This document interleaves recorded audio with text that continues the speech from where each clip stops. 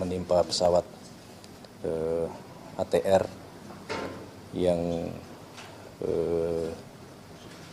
terjadi di hari Sabtu. Kebetulan pada saat hari Sabtu Bapak Presiden sedang memimpin ratas dan mendapatkan laporan.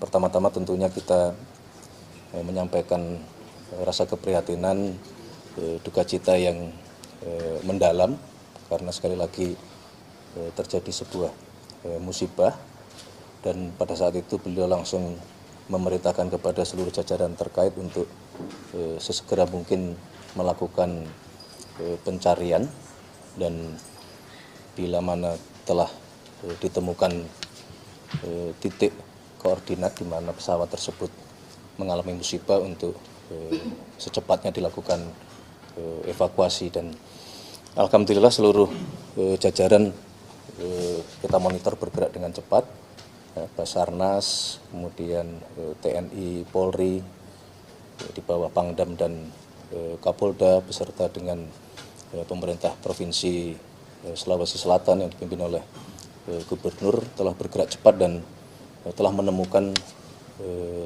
titik di mana lokasi jatuhnya pesawat. Ini juga terbantu oleh adanya informasi dari masyarakat itu yang melihat dan mendengar ada ledakan. Sekali lagi kami turut berduka cita dan kita terus memonitor untuk semua proses dilakukan secepat-cepatnya. Yang lain? Agenda Presiden selama di Inggris. Berkenaan dengan agenda Bapak Presiden.